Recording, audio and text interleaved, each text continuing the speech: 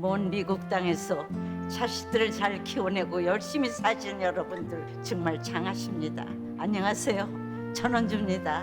전쟁도 가난도 겪은 우리 세대는 참 눈물겨운 세월을 살았죠. 아메리칸 드림을 이루기까지 여러분들의 세월이야 어떠셨겠습니까? 건강 관련 프로그램에 출연하면서 요즘 제가 깨달은 건요, 양 한 방을 잘 결합하는 게 최고의 건강 관리라는 겁니다. 클레버 케어, 메디케어 어드밴티지 플랜 아세요? 양방과 한방의 좋은 혜택들을 쏙쏙 뽑아서 제공해주는 똘똘한 플랜이더군요. 우리 한인의 건강 문화도 이해하고 실력 있는 한국 의사와 전문의를 척척 연결해 준다니 얼마나 똘똘합니까? 이제 우리도 똘똘한 클레버 케어 플랜으로 150까지만 사십시다.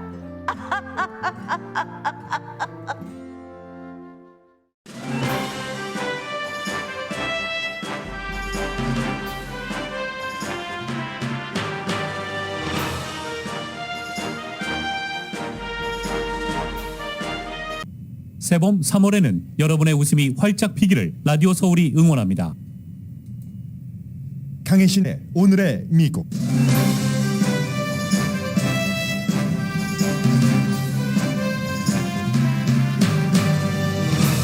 바이든 대통령은 러시아에 대항해 미국과 유럽의 결속을 다지기 위해 유럽으로 떠났습니다. 우크라이나 군대는 수도를 지키기 위해 러시아에 강하게 맞서고 있습니다. 러시아 군대의 식량이 며칠분밖에 남지 않았다는 보도도 나오고 여차하면 러시아가 핵무기를 사용할 수도 있다는 러시아 측 공식 입장도 나왔습니다. 러시아는 교회와 정치가 동맹을 맺었을 때 생기는 최악의 결과를 효율적으로 사용하고 있습니다. 러시아 정교회 대주교가 푸틴의 우크라이나 침공을 성전이라고 신도들에게 설교하면서 전쟁 깃발을 흔들고 있습니다.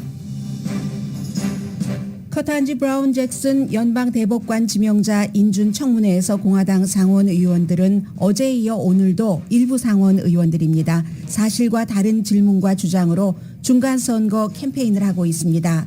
인준 투표에서 공화당 상원 의원 투표는 한 표도 없고 전무한 채 50대 50으로 부통령이 한 표를 행사해 인준될 것으로 예상됩니다.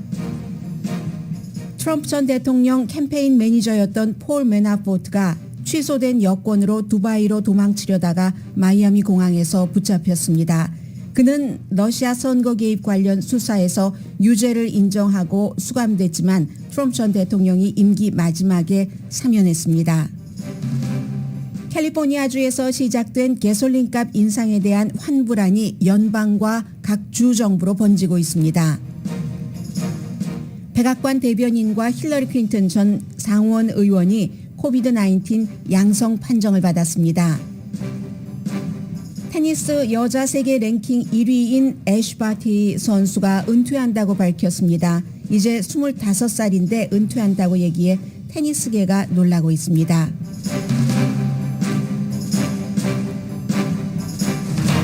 여러분 안녕하십니까? 오늘의 미국 강혜신입니다. 네, 우크라이나 사태로 인해서 세계에서 여러분과 저를 포함해서입니다. 모든 사람들이 우크라이나 또 러시아 그쪽의 여러 가지 사정, 또 러시아가 유라시아의 패권 국가가 되려고 하는 그런 것들을 잘 알아가고 있습니다. 그런데 이번에는 미국에서도 한국에서도 그렇지만 러시아에서야말로 교회와 정치가, 교회와 집권자가 얼마나 단단하게 뭉쳐 있고 그것이 집권자로서는 특히 그 집권자가 독재자일 때 굉장히 효율적으로 작용하고 있다. 이런 내용들을 보도를 해드리겠는데 그 전에 먼저 우크라이나 이 전황부터 말씀드리겠습니다. 바이든 대통령은 이제 비행기를 타고 유럽으로 떠났습니다. 내일 나토 회의에 참석을 하고 폴란드로 가서 이제 우크라이나 난민들이 있는 곳까지는 방문할 것으로 예상이 됩니다. 그곳에서 지금까지만 하더라도 러시아에 대한 서방 세계의 제재치고는 가장 강한데 더 강한 제재를 발표를 한다고 하고 벨라루스 군인도 곧 이번 그 전쟁에 참전을 할 수 있다 하는 얘기는 확인된 보도, 확인되지 않는 보도가 약간 엇갈리는 그런 부분은 있습니다. 그리고 러시아 측에서 얘기를 했습니다.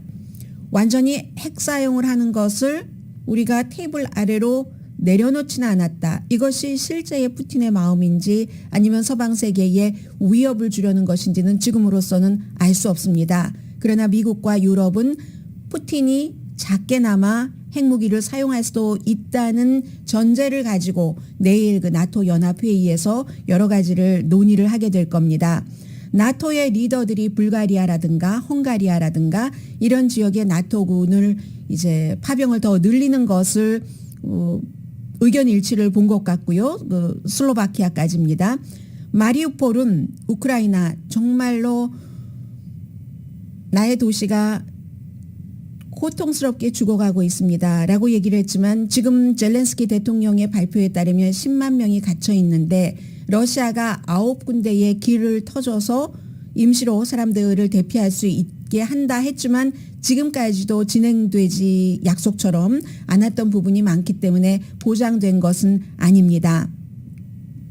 병원이요. 공습으로 맨 위에 층은 완전히 박살이 났고 그리고 뭐 수술실도 마찬가지로 엄청나게 파손됐는데 그럼에도 불구하고 마리우폴이 지금 뭐 3주일째 공격을 받고 있으니까요.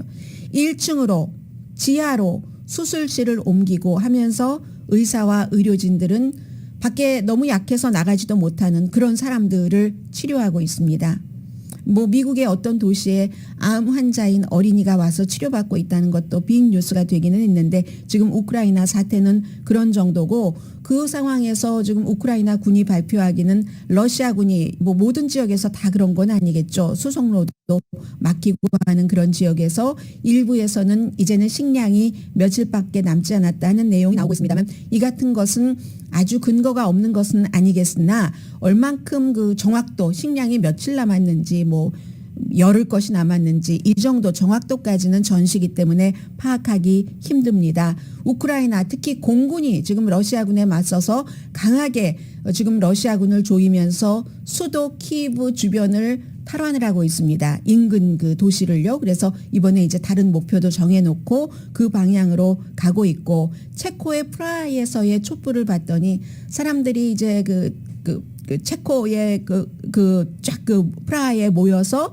세이브 마리우폴 그 마리우폴이라는 도시 러시아가 지금 크림반도와 동부 돈바스 지역을 육로로 열기 위해서 딱 탈환하려고 하는데 주민들이 그렇게 많이 숨지면서도 안 내주고 있는 그 마리우폴을 우리가 보호하자는 촛불로 그렇게 썼어요. 뭐 러시아 말도 쓰고 영어도 쓰고 하는 그런 것.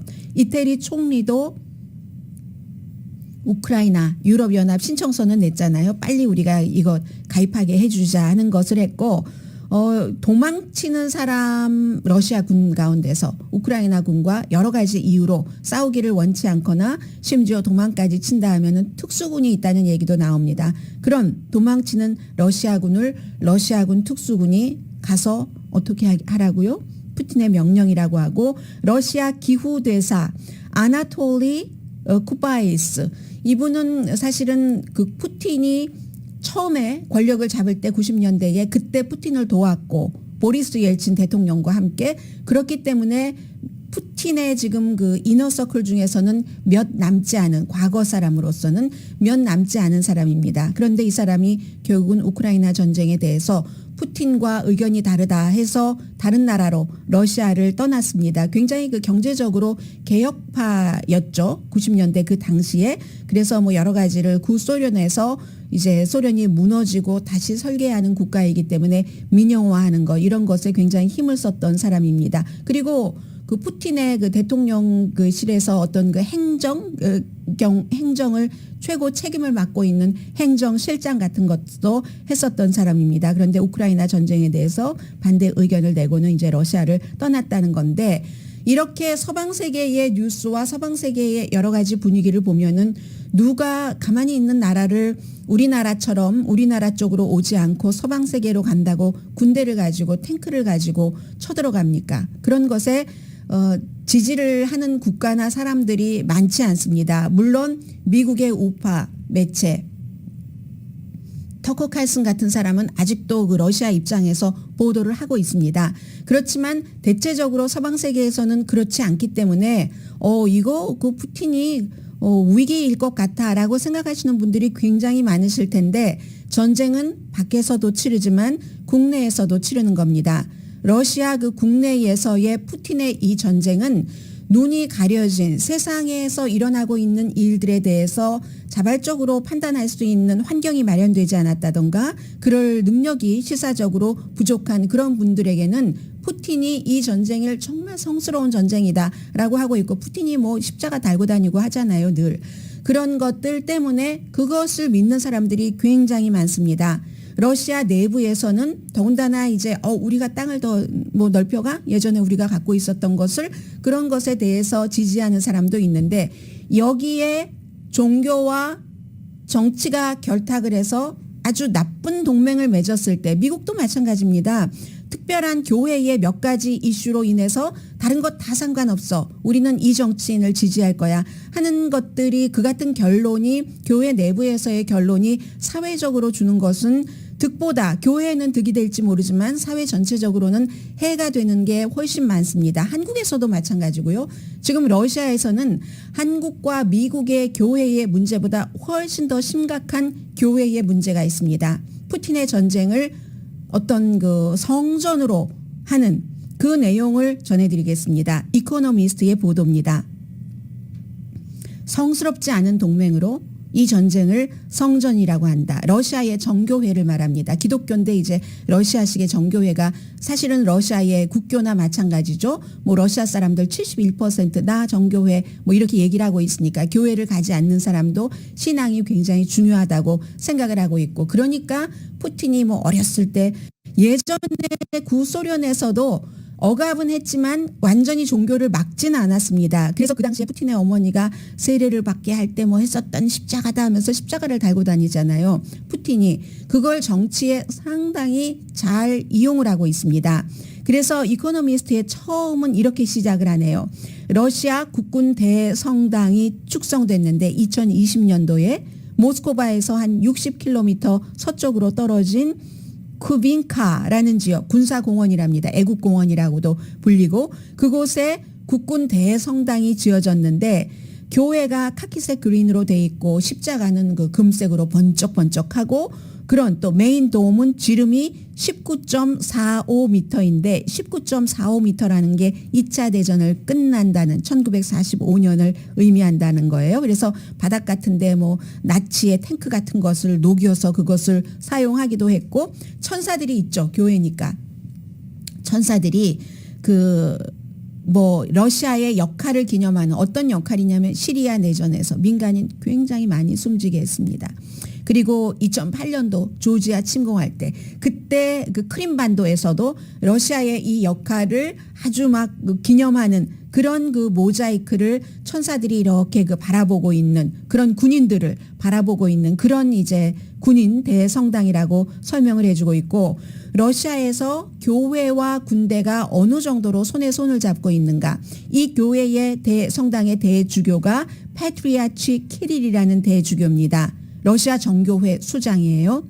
푸틴의 침공을 굉장히 강하게 지지하고 있습니다. 크렘린에 선전을 하고 있는데 교회에 이득이 되기 때문에 그럽니다. 이분은. 그래서 러시아는 침략한 게 아니라 대량 살상을 막기 위해서 푸틴이 계속 해오고 있는 얘기죠. 러시아인들 우크라이나에서 대량 살상을 하고 있기 때문에 그걸 막기 위해서 간 것이다 하고 이 키릴 대주교가 재임을 하고 재임한 지 꽤 됐습니다. 지금까지 그 아래에 있는 러시아 사제들은 뭐 크림반도를 점령한다던가 시리아를 도와서 거기서 민간인들을 완전히 도시를 다 파괴하면서 학살한다던가 그럴 때도 푸틴의 행위를 축복을 했습니다. 사람들이 숨져가는데 또 대주교는 그렇고 주교는 교회의 부서가 군대와 어떻게 협조를 하는가 이걸 연결하는 역할을 맡고 있습니다. 이 주교는 원래 군인이었는데 미사일 담당 부대의 장교였습니다.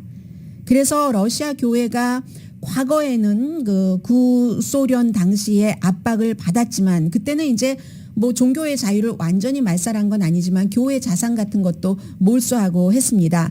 그래서 이 크라이스트 그 세이비어 구세주 뭐 이런 성당이네요. 이름이 그 모스크바에 있는 그 대성당을 1931년도에 폭파하고 거기에 정치 컨벤션 센터를 만들려고 했습니다. 그래서 폭파했어요. 컨벤션 센터를 짓다가 완성하지는 못했죠. 그런 정도였지만 그렇지만 아무튼 그 신앙하고 그러면서도 그 신앙이라는 것과 국가 정체성 사이를 잘 이렇게 어떻게 연결을 시켜서 그 독재자 정치인들이 이용을 특히 푸틴이 오랜 동안 그 집권을 했으니까 이용을 한다는 거죠. 2015년도의 여론조사 결과 러시아 사람들은 71%가 나 러시아 정교회 오토독스에 속한다라고 했고 57%는 신앙인이 되는 게 러시아인에게는 굉장히 중요하다. 미국에서도 복음주의자들이 많이 하는 얘기죠. 미국이 어떤 바탕? 기독교 바탕 위에 세워졌다. 한국에서도 마찬가지예요. 기독교가 있었기 때문에 오늘날 이렇게 된다 하는 그렇게 생각하는 사람이 57%가 되고 교회에 출석하지 않아도 교회는 나의 인생에서 너무나 중요하다라고 생각하는 사람도 굉장히 많은데 푸틴이 이것을 보수적이다 하면서 러시아의 가치로 홍보를 한다는 겁니다. 보수적이라고 하는 것은 서구의 진보 사회에 비할 때 굉장히 파워풀한 도구로 사용할 수 있다는 거예요. 서구 사회가 막 물질주의만 알고 이건 이제 이슬람교도 마찬가지로 지적하고 있는 문제이긴 합니다. 그래서 푸틴이 이용을 하는 것이 자신을 정통 기독교 크리스천으로 하면서 엄마가 아기 때 뭐 세례 받을 때 했었던 십자가 같은 것도 여기다 꼽고 다니고 보수 종교의 가치를 민족주의로 러시아인은 이게 있어야지 하면서 장려하면서 그 수장과 대주교와 손을 잡고 뭐 여러 가지를 한다는 거죠. 그래서 2007년도에는 핵무기와 동방정교 이 오토독스가 러시아 사회의 두 기둥이다. 하나는 핵무기, 하나는 이 오토독스 철치다 하고 이 푸틴의 리더십 아래 교회가 푸틴에게는 내부 안보를 그 딱 다지는 도구로 활용됐고 이 동방 그 정교회는 굉장히 이득을 많이 받았습니다.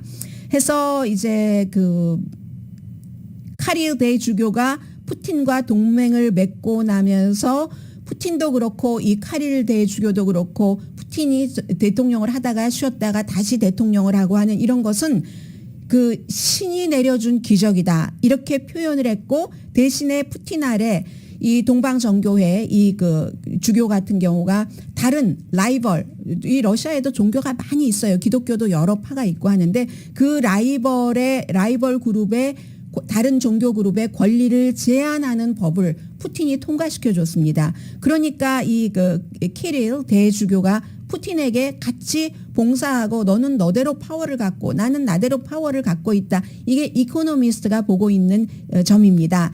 해서 교회의 권한 범위가 이 주교가 갖고 있는 것이 굉장히 그 늘어났고 그리고 해외적으로도 바깥에 나가서 살고 있는 러시아 사람들이 굉장히 많잖아요. 2007년도에 바로 이 러시아 정교회가 해외의 러시아 그런 정교회 교회와 결합을 해서 여러 가지를 이제 더 강하게 했죠.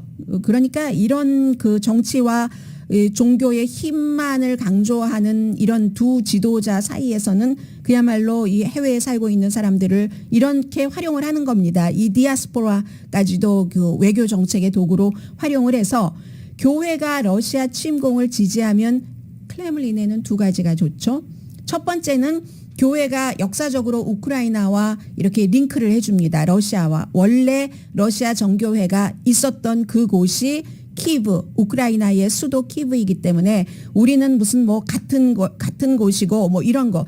그래서 2019년 이전에는 우크라이나에서 유일하게 그 합법적 정교회를 감독하는 게 바로 이 그 모스코바 카릴 대주교였습니다. 2019년 전까지는 그렇게 하지 않았어요. 그런데 이젠 침공까지 해서 한다고 하니까 이 카릴 대주교 같은 경우는 자신의 범위가 더 넓어진 것이기도 하고 아무튼 그렇습니다. 그래서 우크라이나 사람들과 러시아 사람들은 원래 역사적으로 신앙적으로 운명을 같이 하는데 그게 러시아가 우위에 있다는 거예요. 그러니까 당연히 우크라이나에 침공해서 우크라이나 사람들을 해방을 시켜줘야 된다. 우크라이나에 살고 있는 러시안이건 우크라이나에 살고 있는 우크라이나인이건 이게 지금 얘기를 하는 거고요. 카릴 대주교는 서구를 오랜 동안 비난해 왔습니다. 지금 푸틴과 시진핑이 하고 있는 거죠. 죄가 많다는 거예요. 서구 사회는. 그렇기 때문에 우리가 보수적인 그런 그 가치에서 보면 서구 사회는 타락했다. 그런데 그 우크라이나가 우리와 종교적으로 역사를 같이 했었던 뭐 언어 여러 가지 뭐 친척들도 많고 하잖아요. 그런 우크라이나가 서구 쪽으로 타락한 쪽으로 가니까 망가지고 있고 우리가 구해줘야지 된다는 거예요. 돈바스 지역에서 무슨 뭐 동성애 그 퍼레이드도 안 하고 뭐 하고 여기에 따라서 자신들의 유리하게 이제 해석을 하고 하면서 세계 교회 협의회는 평화 중재를 촉구한 편지를 보냈습니다. 러시아 정교회의 대주교에게. 그랬더니 답이 이 주교의 답이 대주교의 답이 러시아가 침략자가 아니다. 주변에서 러시아를 약하게 하는 것이다 라고 했습니다. 그래서 이제 크레물린에 대한 무작정의 그 러시아 교회의 정교회의 지원이 교회들을 분열시키고 있기는 해요. 러시아 정교회 사제들이 세계 다른 나라에 퍼져 있는 그 사제들이 뭐 208명 정도가 공개 서한에서 러시아가 우크라이나를 침공한 것을 비난을 했습니다. 그리고 우크라이나에 있는 어떤 그 많은 그 성직자들은 러시아에 있는 성직자들은 카릴 대주교를 기도할 때도 그 사람 이름 부르는 것을 지금 생략하고 있기도 하고요. 왜냐하면 현지에서 보잖아요. 전쟁의 참상을. 암스테르담 교구는 아예 이 러시아 정교회에서 빠져나가서 이제 저쪽 터키 쪽으로 이스탄불에 있는 그러니까 콘스탄티노플 그쪽이 더 오래된 것이니까 그쪽으로 우린 속하겠다. 러시아 정교회에 속하지 않고 콘스탄티노플 교구회에 합리할 그럴 그 계획을 세우고 있습니다. 그런데 이 같은 반대 의견이 러시아 내부에서는 그래도 딱 대주교가 무슨 뭐 용서의 날 그런 것 있잖아요. 용서의 날에 이거 성전이다. 뭐 하느님이 보호하사 푸틴을 보호하사 이렇게 막 그 설교를 하니까 그러니까 내부에서는 별로 그 효력이 없다는 거죠. 사순절 그 마지막 날에 정교회 사순절 마지막 날에 신자들에게 이건 정치를 넘어선 거다. 이 침공이 아니라 성전이야. 우리는 물리적인 게 아니라 형이상학적인 아주 그 중요한 것을 향해서 나가고 있는 거야. 푸틴 대통령이 그 중요한 투쟁을 하고 있는 것이야. 라고 하니까 러시아 내부에서는 푸틴의 여러 가지를 믿을 수 있는 그럴 확률이 굉장히 많은 것이고 그렇기 때문에 어제 파이낸셜 타임스의 그 컬럼니스트가 지적한 것처럼 넘버 1, 2, 3 우크라이나 전쟁이 어떻게 끝날 것인가 해서 세 번째 러시아 내부에서 여러 가지 그 쿠데타가 일어나서 푸틴이 내려가고 끝날 수 있다 하는 것은 가능성을 10%로밖에 잡지 않는 겁니다. 교회와 정치가 손잡았을 때 가장 악영향으로 나타나는 러시아를 이코노미스트가 분석을 했습니다.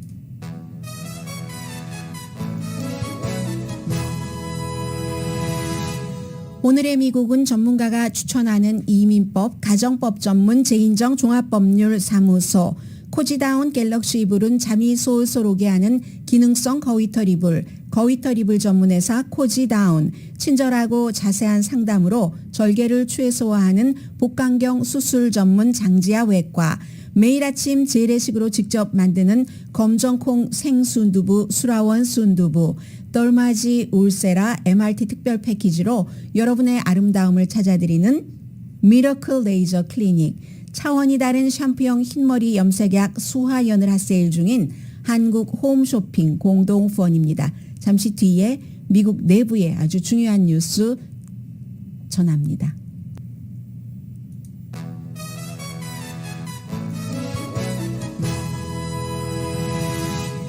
라디오 서울 방송 오늘의 미국 듣고 계십니다. 네, 어제는 13시간 여러분들 13시간 동안 나는 한 명인데 앞에 22명이 상원 의원들이 한 사람당 30분씩 질문을 하는데 그 가운데 또 반은 공격적인 질문을 한다 하는 걸 13시간 굉장히 체력적으로도 강해야지 됩니다. 지금 연방 그 대법관 지명자가 켄탄지 브라운 잭슨 지명자가 어제 치렀던 그 청문회고요. 오늘 이틀째입니다. 어제 두 사람이 끝내 못해서 13시간을 했는데도 한 사람이 30분씩 하는데 항상 이런 그 청문회는 인준 청문회는 마찬가지입니다.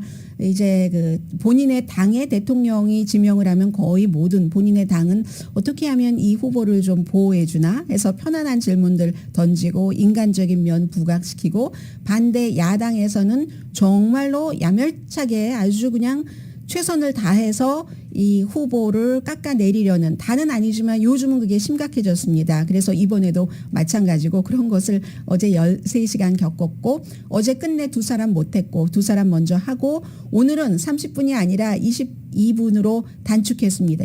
20분이든가요? 22분이든가요? 20분인 것 같아요. 20분으로 10분 단축해서 오늘은 그럼 10시간이 되거든요. 오늘도 이제 로스앤젤레스 시간으로 아침 6시에 시작을 했습니다. 대체적으로 그 답변하는 것이 침착했고, 어떤 때는 그 테디 크루즈 그 텍사스 주의 연방 상원의원의 질문의 경우에는 아주 한참 퍼즈, 굉장히 이 후보가 지명자가 침착하다는 것을 알 수 있는 게, 어떤 부분에는 굉장히 오랜 동안 생각을 하고 답변을 하기도 하고, 그러면은 이제 내 시간이 얼마 남지 않았어요. 뭐 똑같아요. 한국과 미국과 뭐 약간의 차이는 있지만, 그렇게 무슨 그 조시 하울리라든가 그 오하이오주의, 아니면 뭐 알칸소, 오하이오, 텍사스주의 상원의원 3인방이 굉장히 그 까다롭게, 그리고 실제로 어제 가디언에서 얘기한 것처럼 사실과 다른 여러 가지 어린이 학대에 관한 처벌을 너무 약하게 한 게 아니냐 뭐 등등등등 그 지적을 했는데, 이런 식입니다. 예를 들어서 무슨 전체적으로 무슨 그 연방 사형에 대한 평균 형량을 알고 있는가, 그리고 또 뭐 강간에 대한 평균 형량을 알고 있는가, 계속 지명자에게 물어보는 거예요. 그럼 이제 지명자가 중간에 이 강간에 관한 것은 주별로 하고 있기 때문에 연방적으로 통일된 게 없는 것으로 알고 있다. 뭐 상원의원님 뭐 이렇게 얘기하면서, 그런데 이 그 공화당 정치인은 이 사람이 그걸 알고 있느냐 모르고 있느냐 뭐 이런 것을 물어보려고 하는 게 아니었습니다.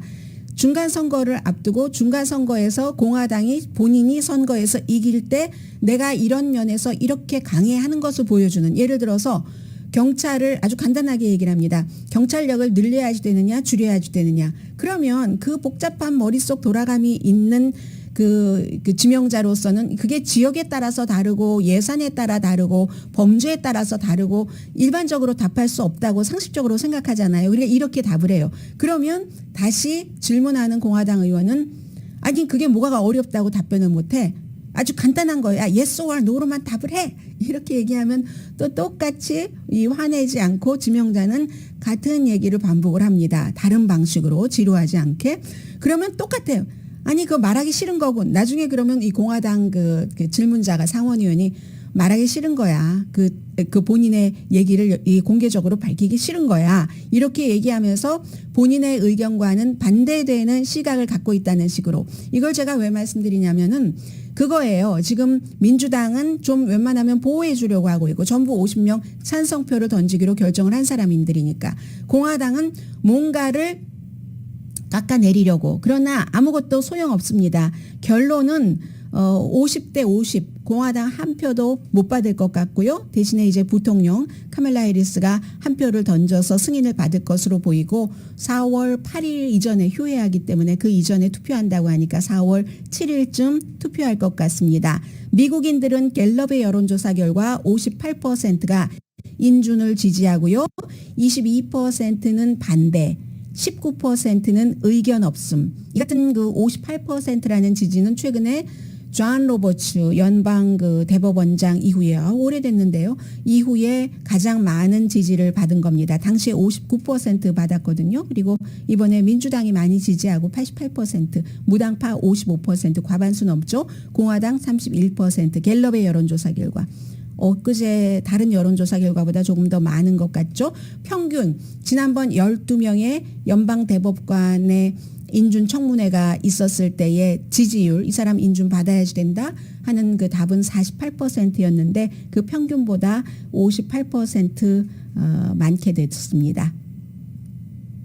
그리고 이 내용은 글쎄요, 내 이유가 뭐였는지는 모르겠는데 현재는 이렇게만 나옵니다. 폴 매나포트 전 2016년도에 트럼프 전 대통령 선거 캠페인 할 당시에 몇 개월 동안 그 선거 캠페인 총 책임자였습니다. 그러다가 8월 달에 이 사람이 무슨 뭐 우크라이나와 사업을 하면서 돈을 굉장히 많이 번 사람들이 많아요. 트럼프 전 캠페인 당시에는 러시아 아니면 우크라이나와 연관돼서 돈 많이 번 사람들, 그 사람들 다 중간에 그런 문제 때문에 나갔지만 이 사람도 나갔습니다.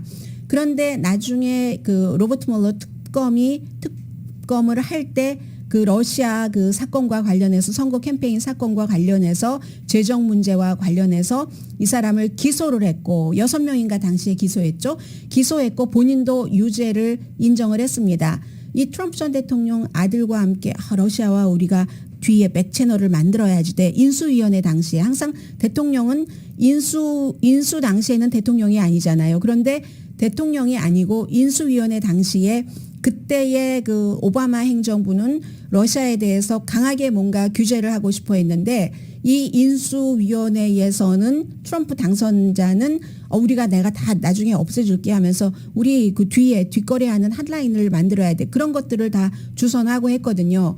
그래서 본인도 유죄를 인정을 해서 뭐 7년 이상 징역형을 받고 아주 뭐 좀 쉬운 감옥에서 뭐 하고 있다가 코비드 나니까 나이도 많다 해서 지금 73살입니다. 나이도 많고 해서 풀려났다가 감옥에서 나중에 그 트럼프 전 대통령이 1월 달에 백악관에서 나오는데 12월 달에 사면을 했죠. 그런데 이 사람이 지난 일요일에 마이애미 공항에서 비행기에 탔습니다. 이미 뭐 취소된 여권인가요? 만료된 여권인가요? 페이크 여권이라고 얘기하는 것은 아닌 것을 보니까 만료된 것이 아닌가 짐작이 됩니다. 그런 여권을 가지고 두바이로 가려고 하다가 체포됐답니다. 그런데 지금 뭐 체포해서 어떻게 했느냐 여기저기에 AP통신이 인터뷰 요청을 해도 지금 인터뷰를 하지 않고 있는데 그만큼 뭐 이런 것은 굉장히 중요하고 조금 뭐 궁금하다. 왜 두바이로 가려고 했을까? 사면까지 다 받았고 그리고 뭐 그냥 살고 있는데 뭐 이런 생각들을 사람들이 할 수 있죠. 72살이군요. 저 73살인 줄 알았습니다. 그리고 또 하나는 지금 중요한 게 젠 사키 백악관 대변인도 양성 반응. 그럼 어떻게 됐겠어요? 대통령 유럽 순방하는데 그 중요한데 브뤼셀도 가고 폴란드도 가고 이 우크라이나 침공 이게 과연 독재 국가 대 그 민주주의 국가와의 대결이 되고 있는데 세계 제3차 대전이 일어날 가능성도 전혀 없는 것도 아니고 그런데 대변인이 가지 못하게 됐어요. 본인이 이제 2번 테스트를 했더니 양성이기 때문에 못 갔다 하고 기자들과 다행히 월요일에 브리핑도 했는데 가까이서 접근하지 않았다는 겁니다. 그리고 대통령과도 거리두기 하고 항상 그 보고를 했다고 하거든요. 약한 증세는 있다고 하고 힐러리 클린턴도 양성 반응이 나왔는데 증세는 약하다고 합니다. 남편은 네거티브고요. 빌 클린턴 전 대통령은. 그래서 남편과 지금 떨어져 지내고요. 그러면 생각해 보세요. 오바마 전 대통령도 양성이라고 나왔죠. 미셸 오바마는 양성 아니지만 지금 그 카멜라 해리스 부통령의 남편도 양성이고 공중위생국장의 가족들도 양성이었고 굉장히 힘들죠. 그런데 LA 통합교육부는 오늘부터 이제 학교 안에서 아이들 마스크 쓰는 것을 의무화하지 않아서 일부 학생들은 마스크를 쓰고 일부는 마스크 쓰지 않고 캘리포니아주는 대규모로 행사하는 그곳에서 백신 접종 의무화 4월 달부터는 지금 안 한다고 하고요. 모더나사가 아주 작은 양으로도 백신이 6살 이하의 어린이들에게 그 효력이 있다. 뭐 지금 이런 발표 내놨으니까 이 그 스텔스 오미크론 BA.2에 대해서는 항상 이렇게 백악관 대변인이 얼마나 조심을 했겠어요. 그런데 그도 양성에 걸렸으니까 조심을 하시기 바라고요. 잠시 뒤에 경제 뉴스 전합니다.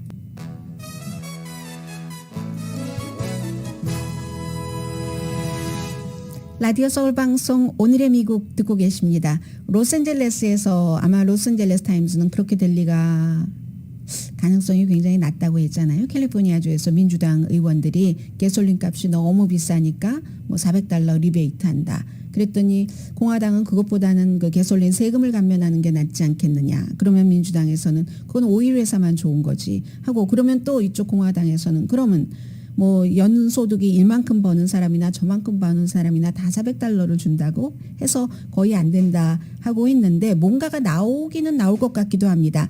왜냐하면은 이게 그 주정부 단위에서뿐만이 아니라 연방 하원 의원들이 뭐 캘리포니아주의 마이크 탐슨이라든가 아니면 커네디컷의 존 라슨, 일리노이주의 로렌 언더우드 이런 의원들이 공동으로 일종의 그 경기부양책이라고 할까요? 스티뮬러스 그 체크 같은 것을 발행을 해야 된다 하는 안을 발의를 했습니다. 2022년 한 달에 $100씩 1인당 $100. 그러면 부양 가족이 있으면 그 부양 가족에 따라서도 또 $100. 2020년 내내 전국 조건이 있습니다. 전국 평균 가솔린 값이 그 달에 $4가 넘었을 때, 그럼 지금은 뭐 당연히잖아요. $4 넘었을 때가 3월 달이었었죠. 그때가 3월 달에 3월 10일이었습니다. $4 35센트 뭐 이렇게 됐었는데 지금 로스앤젤레스는 $6가 넘잖아요. $6가 넘어서 뭐 일반 뭐 승용차도 뭐 거의 가솔린 없었을 때 꽉 채우면 $70 넘는다고 하던데 그렇게 되는 경우 뭐 아무튼 그렇게 해서 소득이 이건 어떻게 하냐면은 캘리포니아주처럼 누구나 다 똑같이가 아니라 지난번에 여러분들 그 경기부양책 체크를 받으셨을 때 연소득 $75,000를 기준으로 했죠. 1인당. 그런 부분은 $15만 해서 1인당 $75,000를 받는 사람까지만 그리고 $80,000까지는 약간 액수 조금 낮춰서 주고 부부면은 $15만 합쳐서 세금 보고할 때 받는 분들 그리고 $16만 조금 이제 액수 낮춰서 주고 올해 내내 그렇게 하자 하는 것이 발의가 됐고요. 그런데 또 다른 곳에선 또 다른 내용들도 있고 뭐 예를 들면 오일 회사에게 오레곤주의 피터 드파지오라는 의원이 발의한 안을 보면은 오일 회사들이 이 와중에도 돈을 너무너무 많이 벌고 있으니까 오일 회사들이 과도하게 이익을 취하면 그걸 언제 가려내죠? 그걸 가려내서 그들에게 세금을 부과해서 추가 세금이죠. 그 세금 부과로 거둔 돈을 소비자에게 주자, 반환하자 이런 형태의 것도 있고요. 뭐 아무튼 그렇습니다. 해서 $400 커네디컷 주에서는 주지사가 민주당이죠. 레드 라몬트 주지사인데 이거 갤런당 커네디컷 주는 $25랍니다. 가솔린 세금이 다 다르죠. 주마다 다 달라서 캘리포니아 주는 거의 제일 높고 왜냐하면 친환경 이런 문제도 있기 때문에 해서 그 세금을 빨리빨리 시작해서 그 면제를 해달라 하고 의회에 요청했더니 주의 그 정치인들이 대다수가 뭐 정치극장 하고 있어? 뭐 유권자에게 표 얻으려고 한다 하는 얘기예요. 그렇게 반응을 받았다고 하고 메인 주지사도 그렇고 많은 주에서 주정부 나름대로 그리고 맨 앞에 말씀드린 것처럼 연방 정치인들도 이 같은 안을 내놓고 있습니다. 그만큼 가솔린 값이 너무 비싸지니까 뭐 한 번 넣는데 $70 이상이면 지난번에는 뭐 30몇 달러, $40 정도 하고 되면 지금 배가 훨씬 넘었잖아요. 그렇기 때문에 이제 이런 일들이 일어나는 거고요. 그리고 지금 이 내용은 안 전해드렸는데 그저 재미로만 들으세요. 어제 그 블라디미르 푸틴 그 러시아 대통령이 자신의 그 정치적인 적인 그 알렉세이 나발니에게 뭐 9년 넘게 9년 몇 개월 징역형을 내렸는데 결국은 혐의야 갖다 붙이기 나름이고요. 그 나발니 측에서 지금까지 그럴 거야만 했던 이태리에 정박돼 있는 초호화 요트 길이가 459피트라고 하고 뭐 세헤라자드 페르시아 여왕 이름을 붙였어요. 이 요트에 이것이 이 푸틴 거다 하는 여러 가지 사진과 증거를 내놨는데 사진을 보니까요. 화장실에 우리 화장지 걸어놓는 것 있잖아요. 두루마리 화장지 걸어놓는 게 금도금이래요. 그리고 딱 그 춤을 추는 댄스홀이 중간에 무슨 뭐 엔터테인먼트 프로그램에서 보면 내려가잖아요. 그게 딱 내려가면은 거기에 딱 물이 채워져서 무슨 뭐 스파로 되고 그런 형태거든요. 전부 대리석 아니면은 뭐였죠? 아무튼 뭐 엄청난 대리석 아니면 뭐 아무튼 금도금까지 돼 있다고 하니까 그런 것 이게 바로 어린이 여자아이들 남자아이들 어른들에게 폭발물을 던져서 숨지게 하는 푸틴의 요트다 하니까 누가 만든 것이라고 돈이 러시아 사람들이 낸 것 아니냐 하면서 2년 전에 뭐 5억 파운드였다는데 지금 뭐 7억 5천만 파운드도 될 것이라고 하고 10억 파운드도 될 것이라고 하고 아무튼 표면 자체는 대리석 아니면 금이랍니다. 그게 어떻게 요트를 그렇게 만들었는지 모르겠어요. 있을 수 있는 건 다 있는 거예요. 스파, 수영장, 사우나, 극장, 운동시설, 댄스홀 그리고 2대의 헬기를 주차할 수 있다는 것을 보면은 이건 꼭 엔터테인먼트용뿐만이 아니라 군사용으로도 쓸 수 있는 거죠. 16피트 군용 헬리콥터 2대가 들어갈 수 있답니다. 한마디로 뭐 드론이 오면 격추시킬 수 있고요. 한마디로 미니 도시, 미니 시티인 거죠. 러시아 사람들 1년에 평균 1년 연봉이 벌이가 한 5천 파운드 정도 된다고 하는데 이거 얼마라고요? 10억 파운드 정도 하니까 이 얘기가 왜 나오냐면 이태리 정부를 압박을 하는 겁니다. 이거 압류해라. 푸틴 거니까. 푸틴은 자산이 세계에 많이 있지만 자신의 이름으로는 안 하잖아요. 그런가 하면 지난해에 필리핀의 저널리스트와 함께 노벨 평화상을 받았잖아요. 그 힘든 러시아에서 진실을 알리기 위해서 열심히 노력을 하고 있다. 본인이 어떤 그 신문사를 만들어서 노바야 가제타의 편집장이고 이 사람이 열심히 이런 것을 보도를 해서 노벨 평화상을 받았는데 메달 받잖아요. 그 메달을 경매에 붙인답니다. 우크라이나 사람들을 돕기 위해서요.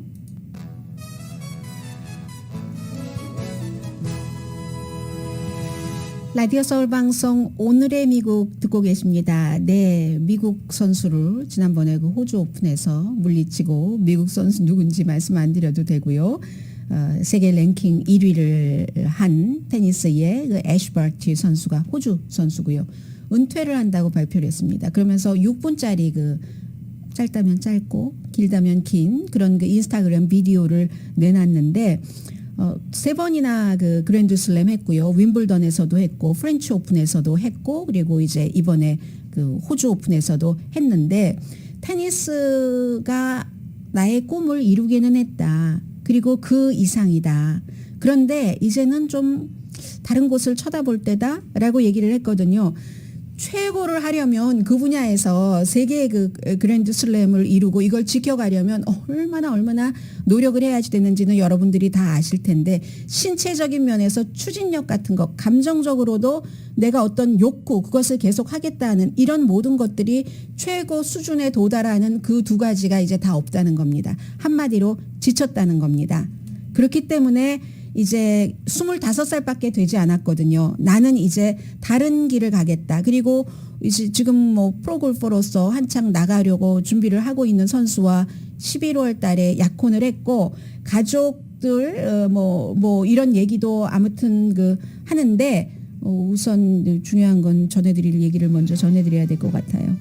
오늘의 미국은 전문가가 추천하는 이민법, 가정법 전문 주인정 종합법률 사무소 코지다운 갤럭시 이불은 잠이 솔솔 오게 하는 거위털 이불, 기능성 거위털 이불 전문회사 코지다운, 친절하고 자세한 상담으로 절개를 최소화하는 복강경 수술 전문 장지아 외과, 매일 아침 재래식으로 직접 만드는 검정콩 생순두부, 수라원 순두부, 떨마지 울세라 MRT 특별 패키지로 여러분의 아름다움을 찾아드리는 미러클 레이저 클리닉, 차원이 다른 샴푸형 흰머리 염색약 수화연을 핫세일 중인 한국 홈쇼핑 공동 후원이었습니다. 10시에 좋은 아침, 좋은 하루 방송됩니다. 그런데요, 이제 어떤 사람들은 아니 그 좋은 걸 왜 하고 이해하기 힘들지도 모르지만 나로서는 좀 전에 말씀드린 그런 문제가 있다. 성공은 했는데 뭔가가 비어 있었다는 거예요. 그리고 다른 꿈을 따라갈 텐데 이제부터는 운동은 항상 나와 함께 가는 거고 그 다른 꿈에서는 가족과 늘 떨어지고 세계를 왔다 갔다 해야지 되고 그럴 필요가 없는 다른 꿈을 쫓겠다고 얘기를 했습니다. 강혜신이었습니다.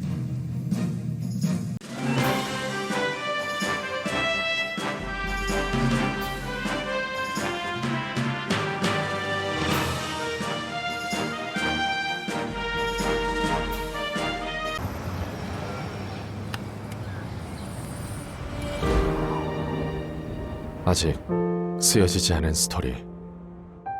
그 스토리를 완성하기 위해서는 새로운 아이디어를 찾아 움직여야 합니다.